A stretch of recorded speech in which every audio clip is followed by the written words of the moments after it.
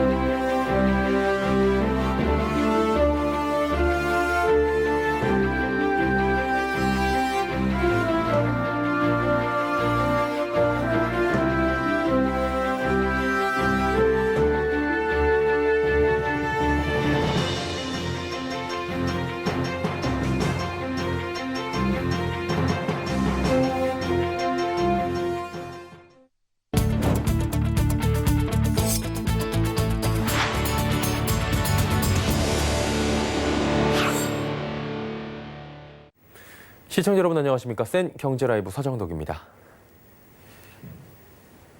코로나19로 인한 경제 충격이 현실화됐습니다. 한국은행이 올해 1분기 경제 성장률을 발표했는데 전분기보다 1.3% 줄어들었고 특히 서비스업 타격이 심했습니다. 2분기가 더 어렵다는 전망입니다. 유민호 기자입니다. 올해 1분기 성장률은 전분기보다 1.3% 줄었습니다. 글로벌 금융위기를 겪은 지난 2008년 4분기 이후 11년 3개월 만에 가장 낮은 수준입니다. 코로나19 직격탄을 맞은 서비스업이 성장률을 끌어내렸습니다. 마이너스 2.4%를 나타냈는데 마이너스 6.2%를 기록한 1998년 1분기 이후 가장 낮았습니다. 숙박 및 음식점은 마이너스 16.2%, 문화업종은 마이너스 11.9%를 기록했습니다. 지출 부문에선 민간 소비가 6.5%나 줄었습니다. 민간 소비 성장률도 1998년 1분기 이후 가장 최저입니다. 수출은 자동차, 기계류 등을 중심으로 1.4% 줄었고 수입도 3.6% 감소했습니다. 코로나19 영향이 본격적으로 반영되는 2분기는 더 어려울 전망입니다. 한국은행 관계자는 오늘 나온 올해 1분기 잠정 성장률 등을 고려했을 때 올해 2분기 성장률은 마이너스 2%대 초중반이 될 것으로 추산된다고 밝혔습니다. 다만 한국은행은 소비 심리가 완만하게 회복되는 모습이 나타나고 있고 정부의 긴급재난지원금 등의 영향도 작용하는 점은 긍정적이라고 분석했습니다. 서울경제TV 유민호입니다. 지난해 달러화 기준 한국의 1인당 국민총소득이 10년 만에 가장 큰 폭으로 줄어든 것으로 나타났습니다. 올해 1인당 국민총소득은 환율이 얼마나 변동하느냐에 따라 3만 달러 유지 여부가 갈릴 것으로 보입니다. 정순영 기자입니다. 한국은행이 오늘 발표한 2019년 국민 개정 자료에 따르면 지난해 1인당 국민총소득은 3만 2,115달러로 잠정 집계됐습니다. 2018년 3만 3,564달러에서 4.3% 감소한 것으로 금융위기 당시인 2009년 마이너스 10.4%를 기록한 이후 최대 폭으로 감소했습니다. 명목 국내 총생산 성장률이 비교적 높지 않은 상황에서 지난해 원화 약세가 달러화 기준 소득을 끌어내린 것입니다. 우리나라는 2017년에 3만 1,734달러로 국민소득 3만 달러 시대를 열었습니다. 2020년 1인당 국민 총소득은 명목 국내 총생산이 얼마나 오르느냐, 환율이 얼마나 변동하느냐에 따라 3만 달러 유지 여부가 갈릴 것으로 보입니다. 1인당 국민 총소득은 국민이 국내외에서 벌어들인 총소득을 인구로 나눈 통계로 한 나라 국민의 생활 수준을 파악하는 지표로 사용됩니다. 또 1인당 가계 총처분 가능 소득은 17,381달러로 2018년보다 3.8% 감소했습니다. 가계 총처분 가능 소득은 국민이 자유롭게 처분할 수 있는 소득으로 실질적인 주머니 사정을 뜻합니다. 한은이 발표한 지난해 실질 국내 총생산 성장률 잠정치는 연 2%로 올해 1월 발표한 속보치와 같았습니다. 코로나19로 인한 경제 충격이 생각보다 심각하게 다가온 상황에서 선진국 진입 기준으로 통하는 국민 총소득 3만 달러 유지가 가능할지 주목됩니다. 서울경제TV 정순영입니다. 소비자 물가 상승률이 8개월 만에 마이너스를 기록했습니다. 지난해 9월 사상 처음으로 마이너스를 기록한 이후 8개월 만에 다시 마이너스로 집계된 겁니다. 이일 통계청이 발표한 소비자 물가 동향에 따르면 지난달 소비자 물가 지수는 104.71포인트로 지난해 같은 달 대비 0.3% 하락했습니다. 소비자 물가 상승률은 작년에 12개월 연속 1%대를 밑돌다 올해 1월부터 3월엔 1%대로 올라섰지만 코로나19로 인한 영향이 반영되며 4월 0%대 초반으로 떨어졌고 5월엔 마이너스로 내려갔습니다. 이는 국제유가 하락으로 석유류 가격이 큰 폭으로 떨어진 영향이 가장 컸고 고교 무상교육 실시 등으로 공공서비스 물가가 내린 점도 일부 영향을 미쳤습니다. 5월 회사채와 기업어음이 순발행으로 전환됐습니다. 코로나19 사태 이후 경색됐던 자금 시장이 안정을 찾아가고 있다는 분석이 나옵니다. 이날 금융위원회는 5월 중 CP, 또 단기사채는 3조 6천억 원의 순발행을 기록해 4월 2조 5천억 원 순상환에서 전환됐다고 밝혔습니다. 순발행은 상환 물량보다 신규 발행된 물량이 많다는 것으로 코로나19로 촉발된 단기자금 시장의 급격한 경색 국면이 일정 부분 해소됐다는 평가가 나옵니다. 금융위원회 관계자는 국내외 금융시장이 각국 정부의 시장 안정화 조치 등에 힘입어 안정된 모습을 보이고 있다면서도 코로나19가 완전히 종식되지 않은 상황에서 글로벌 경기 둔화와 홍콩을 둘러싼 미중 갈등 등 다수의 불안 요인이 있어 경계심을 낮추기엔 이르다고 진단했습니다.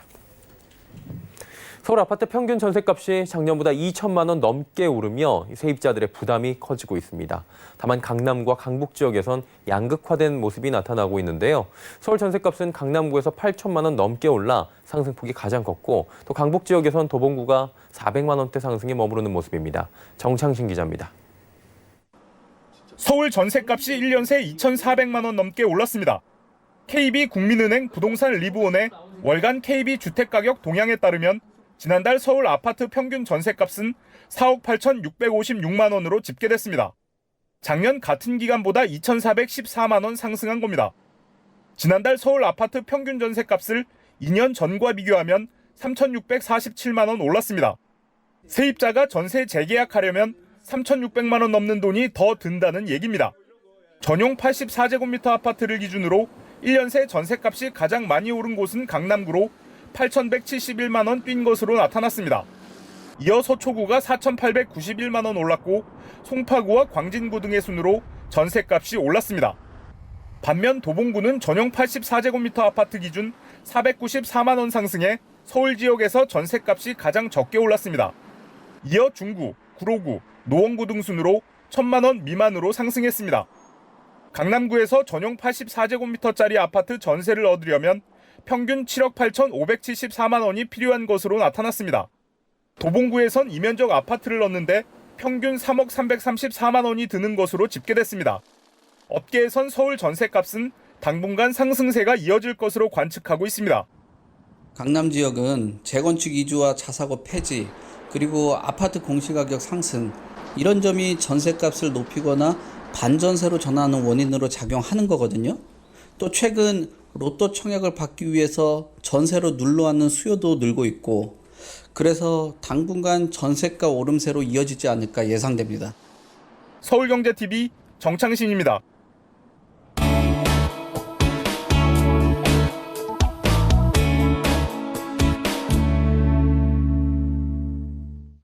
삼기 신도시 지구 지정이 완료되며 수요자들의 기대감이 커지고 있다고 하죠. 내년쯤 일반 분양을 하게 되면 2023년께의 첫 입주가 가능할 전망인데요. 실수요도 또 투자 수요도 관심이 높은 모습이죠. 현장에 가보니 교통 인프라가 조속히 확충돼야 할 것으로 보인다고 하는데 서울 접근성이 좋아져야 서울 수요를 분산시킬 수 있을 것으로 관측되기 때문입니다. 부동산팀의 설석용, 지혜진 기자가 하남 교산지구, 남양주 왕숙지구를 실제로 둘러보고 왔다고 합니다. 연결해서 자세한 이야기 좀 나눠보도록 하겠습니다. 두 기자 나와 있습니까? 네, 안녕하세요. 예. 설 기자하고 먼저 좀 얘기할게요. 하남 교산지구 다녀왔다라고 들었습니다. 아직까지 지구 지정만 되어 있고 좀 가기가 복잡했을 것 같은데 어떻게 갔다 오셨습니까? 예, 저는 개인 제 차량으로 다녀왔는데요. 예. 교산지구는 아직까지 물류단지나 공장 등만 질비하게 서 있거나 녹지나 하천 등으로 개발 전 지역이라 서울에서 대중교통을 이용해서 가기는 좀 불편한 상황입니다. 올해 말 교산지구 인근에 하남시청역과 하남풍산역이 연장 개통될 예정이라고 하는데요. 그 전까지는 서울권에 가는 버스를 검색하셔서 다니셔야 할 것 같습니다. 저는 수원에서 자차로 1시간 남짓 걸렸는데요. 서울 강남권에서 교산지구로 가는 버스를 검색해 보니까 1시간이 조금 넘게 걸리는 것으로 나왔습니다. 아직은 교산지구에 사업이 시작된 게 아니다 보니까 그 지역을 둘러보시기 위해서 가능하면 자차를 이용하시는 게 좋을 것 같습니다. 예, 정부는 3기 신도시를 지정하면서 교통 대책도 얘기를 한 바가 있습니다. 어떤 대책이 좀 나왔나요? 네, 정부가 지난달 21일 하남 교산 신도시와 과천지구에 대한 광역 교통 개선 대책을 확정 발표했습니다. 하남 교산 신도시에 대해서 말씀을 드리면요. 가장 중요한 건 강남권 진입이 30분 내로 가능해진다는 점입니다. 앞서 말씀드린 것처럼 현재는 버스로 1시간 이상 소요가 되고 있으니까 절반으로 줄어드는 셈입니다. 정부가 발표한 대책은 먼저 송파와 하남을 잇는 도시철도 등 20개 교통사업에 2조 원을 투자한다는 계획입니다. 송파 하남 도시철도는 2028년을 목표로 추진되고 있고 대중교통을 이용해 하남 서울 간 쉽고 빠르게 접근할 수 있도록 동남로 연결 도로에 버스 전용 차로를 설치한다는 예정입니다. 또 천호 하남 BRT를 지구 내 환승 거점까지 도입해서 버스 전용 차로와 연계 운영한다는 계획인데요. 특히 BRT 정류장과 철도 역사 인근에 환승 시설을 설치해서 광역버스와 지선버스, 버스철도 개인형 이동수단 등 다양한 이동수단들이 편리한 환승 서비스를 제공받게 한다는 계획입니다. 예, 일단은 강남동 쪽과 하남을 연결을 해서 강남 접근성을 수월하게 한다라는 부분이 골자인 것 같은데요. 현장에 지금 가보시고 온 거잖아요. 분위기 어떻습니까? 좀 과열이 있던가요? 네, 그 하남 교산지구 일대 여러 공인중개업소를 가서 얘기를 들어봤는데요. 전셋집을 찾는 사람이 수없이 몰려들고 있다고 한 목소리를 내고 있습니다. 요즘은 공인중개업소에서도 전세가 나오면 직방 같은 사이트에 올려서 거래를 하는데 올리기만 하면 바로 전화가 수십 통씩 온다고 합니다. 심지어는 물건을 올려놓으면 보지도 않고 계약을 하는 사람들도 많다고 합니다. 일단 전셋집을 얻어서 실거주기간을 확보하려는 건데요. 그런 과열 현상이 일어나다 보니까 교산지구 아파트 전세 가격이 당연히 오르게 됐는데요. 많게는 1억 원 상당까지 뛴 곳이 있다고 합니다. 하남 교산 신도시가 사전 청약제 시행 지역으로 선정될 가능성이 있어서 전세를 찾는 수요자들의 발걸음이 더 분주한 것으로 보이는데요. 사전 청약제는 본 청약 2년 전에 일부 물량에 대해 먼저 청약을 하는 방식입니다. 사전 청약 당첨자가 본 청약까지 자격을 유지할 경우에는 100% 당첨이 됩니다. 하남 거주기간 2년이 분양 조건이기 때문에 미리 그 거주기간을 확보하려는 움직임들이 과열되고 있는 상황입니다. 반면에 택지개발지구다 보니까 땅을 보러 오는 사람은 그렇게 많지는 않은 것 같은데요. 주변 주택을 매매하려는 사람보다는 실거주기간 확보 목적의 전세 수요자가 물밀듯이 들어온다고 합니다. 공인중개업소들에 따르면 이제는 거래할 물건도 동일한 상태라고 합니다. 네, 청약 요건을 맞추기 위한 수요가 지금 급증하고 있다라고 정리가 될 것 같습니다. 원주민들 만나보셨다고 들었는데 반응 어떻습니까? 낙후된 지역에서 반기는 모습도 좀 있을 것 같은데요. 네, 어느 신도시나 초반에 원주민들과 정부의 마찰이 있는데요. 보상 문제를 비롯한 거주 문제 등 때문입니다. 하남 교산 역시 원주민들은 반발하고 있습니다. 제가 인근에 도착했을 때 주변을 둘러봤더니 온갖 플래카드가 붙여 있었는데요. 하남 교산지구 공공주택지구 대책위원회가 정부와 보상 문제를 놓고 계속 줄다리기를 하고 있습니다. 대책위 관계자는 지난달 20일 국토부와 LH, 경기도시공사, 하남시, 하남도시공사 등과 간담회가 있었다면서 일부 요청에 대해서는 수렴해주겠다는 뜻을 받았다고 말했습니다. 무주택자에 한해서 아파트 입주권을 주는 방안과 대토 보상을 하되 보상가를 낙찰가의 90%로 하도록 법을 개정했던 것을 재개정해서 보상 범위를 확대하는 내용 등이 간담회에서 다뤄졌다고 하는데요. 7월 중순 이후에 그 LH에서 보상 공시를 할 예정이라고 해서 아마도 그 이후에 다시 한번 보상 문제가 뜨거운 감자로 떠오를 것 같습니다. 네, 하남 교산지구에 다녀온 설석용 기자와 좀 이야기 나눠봤고요. 이번에는 남양주 왕숙지구에 다녀온 지혜진 기자와 좀 이야기 나눠보도록 하겠습니다. 여기도 교통 환경은 그렇게 좋지 않은 걸로 알고 있는데 어떻게 가는 길은 괜찮으셨습니까? 네, 지구 근처에 경의중앙선, 경춘선이 있긴 하지만 지구와는 거리가 멀어 버스를 이용해야 했습니다. 비교적 서울과 가까운 왕숙 2지구부터 다녀왔는데요. 잠실역에서 광역버스를 탔더니 50분가량이 걸렸습니다. 왕숙 1지구도 잠실역에서 광역버스로 50분가량 걸리는 것으로 나타났습니다. 저 같은 경우는 왕숙 2지구에서 1지구로 이동할 때 조금 불편했는데요. 마을버스를 2번 갈아탔습니다. 40분에서 50분 정도가 걸렸고요. 아무래도 아직 개발이 시작된 건 아니라서 이동하는 데는 좀 무리가 있었던 것 같습니다. 그리고 왕숙지구는 남양주 다른 지역에 비해 주택이 별로 없어서 그런 면도 있습니다. 주민들에 따르면 이 일대가 오랫동안 개발 제한 구역으로 묶여 있는 데다 물류창고 밀집 지역이라서 교통이나 생활환경이 그다지 좋지는 않았습니다. 네, 왕숙지구 현장 분위기 좀 여쭤볼게요. 땅이나 집 보러 다니는 사람들이 종종 보이던가요? 네, 제가 갔을 때는 평일 오후여서 그런지 일대는 조용했고요. 그리고 이 지역 중개업소도 한산한 모습이었습니다. 왕숙지구 내에 있는 공인중개업소에 들어가 물어보니 왕숙지구는 개발이 오래 걸릴 거라고 예상하는 사람들이 많아서 투자 열기가 그리 높지는 않다고 답했습니다. 또 다른 공인중개업소 관계자는 왕숙지구는 수용당하는 땅이라서 매매를 못하고 주변에 토지나 창고, 상가 등을 매매한다고 말했습니다. 마석, 금곡, 진건 지역 등이 투자자들이 많이 찾는 지역이라고 했는데요.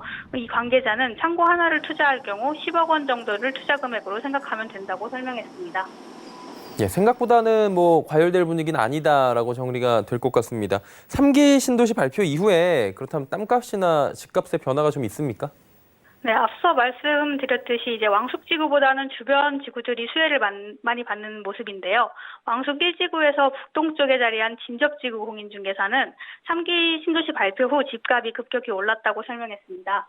진접지구 공인중개업소 관계자는 3기 신도시가 발표가 된 뒤 3, 4개월 만에 호가가 7천만 원에서 8천만 원가량이 올랐다고 말했습니다. 대부분 공인중개사들이 수혜 지역으로 꼽은 지역은 다산 신도시, 태계원, 별내 신도시 등인데요.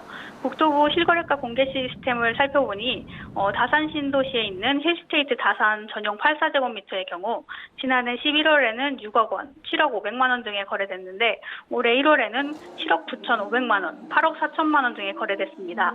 최소 9천만 원 이상 가격이 오른 건데요.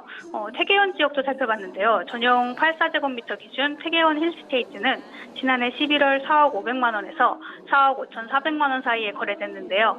올해 5월에는 4억 7천만 원에서 5억 1천만 원 사이에 거래됐습니다. 최소 2천만 원에서 9천만 원 가량이 오른 셈입니다. 예, 주변으로 지금 호가가 올라가는 모습이 보이고 있다라고 이야기를 들어봤는데 이제 원주민 목소리 좀 들어봐야 되겠죠. 어때요? 개발을 환영합니까? 반대합니까? 제가 간 현장은 불만과 우려의 목소리가 더 컸는데요. 왕숙 2지구 주민대책위원회 관계자와 이야기할 수 있었는데요. 이곳 대책위원회 위원장은 왕숙 2지구에서 25년이 넘게 주유소를 하고 있다고 설명했습니다. 그는 50년이 넘게 그린벨트로 묶여 있어서 불이익이란 불이익은 다 감수하면서 사업을 해왔는데 그런 부분은 감안하지 않고 토지를 강제 수용한다는 건 받아들일 수 없다는 입장이었습니다. 그는 현재 낡은 주유소를 개축해야 되는 상황인데 3기 신도시가 발표되면서 허가를 내주지 않는 상황이라고도 토로하기도 했는데요. 또 이제 3기 신도시를 짓는다고 해도 2, 3년은 더 영업해야 될 텐데 시설 개선을 못하니 탱크나 배관에 문제가 생겨 토양 오염이 발생할 수 있다고도 우려했습니다. 3기 신도시로 지정되면서 원주민들은 피해를 보고 있다는 주장입니다. 이들은 지난 2018년부터 꾸준히 3기 신도시에 반대해오고 있는데요. 현재는 LH와 국토교통부를 상대로 행정소송을 제기하고 있다고 합니다. 이들은 3기 신도시가 남양주 서민의 주거 안정을 위한 것이라고 하던데 남양주 서민들을 내쫓는 게 말이 되느냐라고 따졌는데요. 결국 서울 시민의 주거 안정을 남양주 시민의 희생으로 하려는 것이다라는 그런 주장입니다. 이제 교통망 좀 여쭤보도록 할게요. 여기 남양주 왕숙 쪽에 계획된 광역 교통망은 어떤 것들이 있습니까? 네, 가장 대표적인 게 수도권 광역 급행철도 B노선 개통입니다. GTX B노선의 경우 지난해 8월 예비 타당성 조사를 통과했고요. 이르면 2027년 준공될 예정입니다. 이 외에도 경유중앙선 역사신설, 별내선 진접선 연결, 풍양역에서 다산역까지 슈퍼 간선 급행버스 신설, 옛 국도 47호선 확장, 태계원 구도심 도로 확장 등이 예정됐습니다. 마침 오늘 국토부가 GTX 30개 역사를 랜드마크로 개발한다는 계획을 내놨는데요. 이 가운데 남양주시에서는 별내역, 평내호평역, 마성역 등이 포함됐습니다. 국토부는 향후 GTX가 건설되면 하루 이용객이 100만 명에 이르고 2시간이 넘는 출근 시간도 30분대로 단축되는 등 수도권 인구 77%가량이 직간접적인 혜택을 받을 것이라고 관측했습니다. 많은 교통 호재가 있음에도 교통 대란을 우려하는 목소리는 여전했는데요.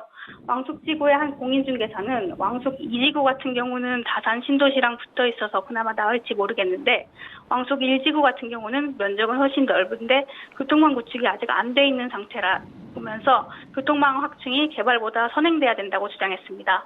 이들의 우려가 기우는 아닌데요. 실제 2017년부터 다산 신도시 입주가 시작되면서 인근 구리시 주민들이 교통 불편을 호소한 바가 있습니다. 3만 2천여 가구 규모인 다산 신도시의 2배에 달하는 왕숙지구가 개발되면 더 큰 교통 대란이 일어날 수 있다는 얘기입니다. 예, 왕숙까지 잘 들어봤고요. 3기 신도시 지정이 지금 완료가 되면서 사업의 속도가 붙고 있는 상황입니다. 과연 서울의 수요가 분산될 수 있을지도 관심이 많이 모아지고 있고요.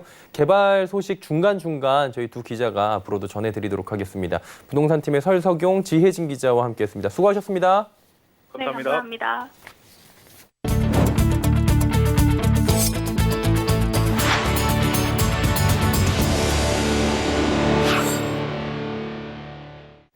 올해부터 재건축 단지에 대한 초과이익 부담금 부과가 이뤄질 예정입니다. 작년 말 헌법재판소는 재건축 초과이익 환수법에 대해 합헌 판결을 내린 바 있습니다. 국토교통부는 재건축 초과이익 환수법 시행령 및 환수 업무 처리 지침 개정안을 3일부터 내달 12일까지 입법 예고한다고 밝혔습니다. 개정안은 재건축 부담금의 국가 귀속분을 지자체에 배분하기 위한 기준을 정비하려는 것입니다.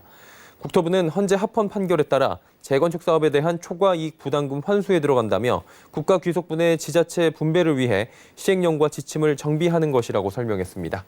국토부에 따르면 현재 전국 60여 개 재건축 사업장에 총 2,500억 원 규모의 재건축 초과이익 부담금 예정액이 통지된 상태입니다. 서울에서는 서초구 반포동 반포 현대아파트 재건축 조합에 조합원 1인당 1억 3,500만 원의 예정액이 통지된 바 있습니다. 최근 시행사를 선정한 서초구 반포동 반포 3주구를 비롯해 강남 대치동 은마아파트, 송파구 잠실 주공 5단지 등 서울 강남권 단지들은 재건축 초과이익 환수 부담금이 수억 원에 달할 것으로 추산돼 재건축 조합이 긴장하고 있는 모습입니다. 정부가 일본의 수출 규제와 관련해 세계무역기구 제소를 통해 불법성과 또 부당성을 객관적으로 입증하고 국제사회에 부당성을 널리 알리겠다고 밝혔습니다. 산업통상자원부는 오늘 열린 브리핑에서 일본 정부가 문제 해결 의지를 보이지 않고 있고 현안 해결을 위한 논의는 진전을 보지 못하고 있다고 강조했습니다. 이에 따라 정부는 지난해 11월 22일 잠정 정지한 일본의 세계 품목 수출 제한 조치에 대한 WTO 분쟁 해결 절차를 재개하기로 결정했습니다. 산업부는 일본이 한국을 상대로 취한 3대 품목 수출 규제와 백색 국가 명단인 화이트리스트 제외 결정과 관련해 5월 말까지 입장을 밝히라고 일본에 통보했지만 일본은 끝내 답변을 내놓지 않은 것으로 알려집니다. 지난달 한국닛산이 16년 만에 한국 철수를 공식화했었죠. 불매운동에 코로나19까지 겹치며 판매 부진이 심화됐기 때문인데요. 남은 세 곳의 일본차 브랜드들은 한국 시장 전용 모델을 중심으로 생존 전략 모색에 나서고 있다고 합니다. 정세미 기자입니다. 토요타 코리아가 오늘 국내 시장에 렉서스 UXF 스포츠를 출시했습니다. 지난달 28일 한국 시장 철수를 공식화한 한국닛산과 대조되는 모습입니다. 실제로 토요타 코리아는 올해 국내 시장에 GR 수프라와 캠리 스포츠 에디션, 프리우스 C 크로스오버 등을 출시했습니다. 혼다 코리아도 지난 3월부터 어코드 터보 스포츠와 오디세이 등을 들여왔습니다. 신차 형식이 아닌 기존 라인업에 새 모델을 추가한 수준이지만 반일 감정을 자극하지 않는 선에서 고객 접점을 강화하는 전략으로 풀이됩니다. 앞으로도 고객과의 관계를 최우선으로 생각하고 고객들로부터 선택받는 브랜드가 되기 위해 더욱 노력하겠습니다. 이 같은 엇갈린 행보에는 향후 시장 회복을 이끌 국내 시장 전용 모델 여부가 꼽힙니다. 실제로 올해 4월까지 혼다와 닛산, 인피니티의 판매량은 약 100대 차이에 불과합니다. 토요타와 혼다는 캠리와 어코드 등 한국 소비자층이 두터운 전략 모델이 있지만 닛산 인피니티는 국내 시장에서의 대표 모델이 부족했다는 평가입니다. 앞으로의 이제 반전을 노린다. 그럴 여지가 좀 있지만 닛산 같은 경우는 일단 배기량도 워낙 크고 연비나 이런 부분에서 국내에서의 선호도에는 어느 정도 좀 한계가 있었거든요. 오히려 특정 마니아층으로 층이 좀 얇았다 이런 표현. 한편 닛산 인피니티 철수로 남은 토요타와 렉서스, 혼다 등 일본차 업계의 위기감은 더 고조될 전망입니다. 서울경제TV 정세미입니다. 코로나19가 증권가에도 언택트 바람을 불러일으키고 있습니다. 이 비대면 투자자들이 늘어나며 증권사들이 지점을 축소하고 비대면 영업과 인력 강화에 나서고 있습니다. 양한나 기자입니다. 금융투자업계에 따르면 미래에셋대우의 비대면 상품인 다이렉트 연금계좌 잔고는 이번 1분기에만 600억 원 넘게 증가했습니다. 지난 2017년 말과 비교하면 올해 5월 약 2,500억 원으로 15배 성장했습니다. 코로나19로 외출이나 지점 방문을 꺼리는 투자자들이 늘어나면서 비대면 투자 상품이 인기를 끌고 있는 겁니다. 이에 증권사들의 비대면 영업에 가속이 붙기 시작했습니다.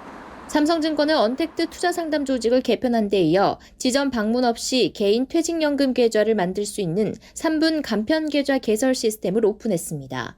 소득 증빙 등 서류 제출 절차도 생략하고 모바일 인증만으로 개설이 가능해졌습니다. 유진투자증권과 키움증권, 하이투자증권 등은 비대면 계좌를 개설한 신규 고객을 상대로 투자지원금 지급, 현금 증정, 금리 우대 혜택 등을 제공하는 이벤트에 나서고 있습니다. 오프라인 지점 축소 움직임도 확대되며 증권사 지점 1000개 시대가 막을 내릴 것이라는 전망이 나옵니다. 금융투자협회 등에 따르면 지난 1분기 말 증권사들의 국내 지점은 1,001곳으로 3개월 전보다 25곳 줄어들었고 4월 이후로도 지점 축소 현상은 계속되고 있습니다. 지점을 축소하고 비워진 일자리는 IT 직군의 인재 채용으로 채우는 모습입니다. NH투자증권은 올해 공채에서 전체 약 30%가량을 IT와 디지털 관련 인력으로 채용할 예정입니다. 해당 직무에서는 빅데이터 분석과 머신러닝, 모바일 앱 개발, IT 시스템 개발 및 운영 등을 담당합니다. 한국투자증권은 지난 3월 홈페이지 관리부터 투자상품 시스템 개발 등의 경험 있는 인재를 상대로 IT본부 경력직 채용에 나서기도 했습니다. 서울경제TV 양한나입니다. 중소벤처기업부가 게임 스타트업 육선 방안을 마련하기 위해 메이저 게임사, 스타트업, 벤처 투자사와 함께 머리를 모았습니다. 서청석 기자입니다. 중소벤처기업부는 오늘 강남 팁스타운에서 넷마블과 NC소프트 등 메이저 게임 4개사와 스타트업 5개사, 벤처 투자사 3개사 등과 함께 게임 분야 스타트업 육성 방안에 대한 간담회를 가졌습니다. 박영선 장관은 이 자리에서 게임 분야 스타트업 지원 강화를 위해 게임 분야 스타트업 전용 펀드를 구성할 것이라고 밝혔습니다. 저희가 이 1조 원 규모의 펀드를 만드는데 통으로 가지지 않고 게임 전용 펀드, 바이오 전용 펀드 이런 식으로 이걸 좀 분리를 하기로 했어요. 오늘 이 간담회가 그런 스마트 대한민국 펀드를 만드는 하나의 첫 발을 내딛는 간담회다. 이렇게. 정부에서 비대면 분야 1조 원 펀드 조성 계획을 발표했는데 펀드를 쪼개 게임 스타트업만을 위한 전용 펀드를 만들겠다는 겁니다. 넷마블과 크래프톤은 간담회 자리에서 펀드 조성에 참여 의사를 밝혔습니다. 펀드 조성은 넷마블, 크래프톤 등 민간 게임사가 참여해 정부와 6대4 비율로 출자한다는 계획입니다. 간담회에 참여한 스타트업 대표 업체들은 프로젝트 실패 시 완충할 수 있는 제도 마련, 메이저 기업과의 연계 창구 마련, 중국 진출 지원 등을 통해 더 적극적으로 게임을 개발할 수 있는 환경과 제도적 지원이 필요하다고 말했습니다. 박영선 장관은 게임업계 관계자들의 목소리를 반영해 정책을 수립하겠다고 밝힌 뒤 게임 산업 투자 관련해 지난 3년간 210개사에서 3,872억 원이 투입됐다며 앞으로 단기적인 지원보다는 장기적인 지원을 할 수 있도록 정책적 지원을 하겠다고 밝혔습니다. 이와 함께 이승원 넷마블 대표는 정부에서 펀드나 생태계 조성을 위한 정책을 만들어주면 메이저 회사와 게임 스타트업이 손잡고 협업할 수 있는 접점이 될 것이라고 기대감을 나타냈습니다. 서울경제TV 서청석입니다. 센 경제라이브 마치겠습니다. 함께해 주신 여러분 고맙습니다.